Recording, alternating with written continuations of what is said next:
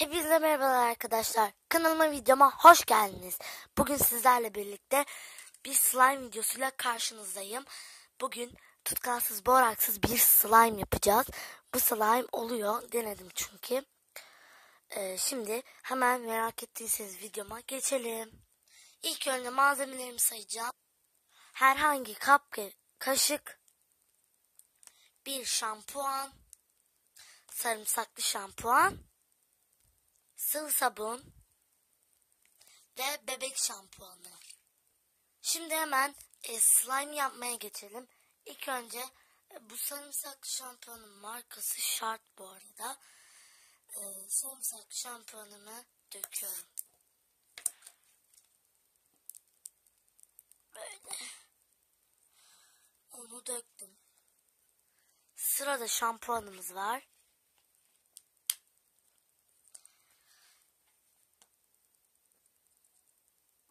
Bunun markası da Şart mı bilmiyorum. Siz deneyin gene de. Bebek şampuanı. Bir fıs yeterli. Ve sıvı sabunumuzdan koyacağız. Ve sıvı sabunumdan da koydum. Şimdi bu bütün malzemeleri bir karıştıralım. Ben karıştırıp geleyim en iyisi. Evet arkadaşlar, şampuanımı da koydum, karıştırdım. Böyle bir kıvam aldı. Şimdi benim şampuanım yetmediği için şu gördüğünüz şampuandan birazcık daha ekledim. Bu şampuanı sarımsaklı şampuandan fazla ekliyorsunuz. Şimdi bu slime'ı buzdolabında 20 dakika bekletip geliyoruz. Bu arada ben kırmızı boya koyacağım ama boyamı ben bulamadım video öncesinde.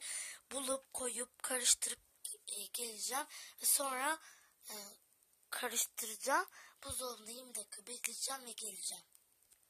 Evet arkadaşlar, gıda boyamı koydum, karıştırdım ve buzdolabında 20 dakika beklettikten sonra slime'ın hali bu. Kapta gözükmüyor, kap turuncu olduğu için.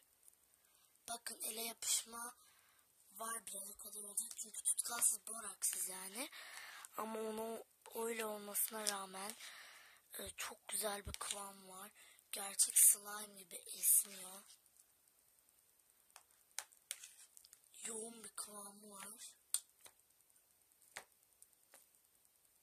Görüyorsunuz, elime yapışıyor, bunu söyleyebilirim. Bu arada Türkiye'de bir ilk. Bundan önce bir video daha çekmiştim aynısından sanırım.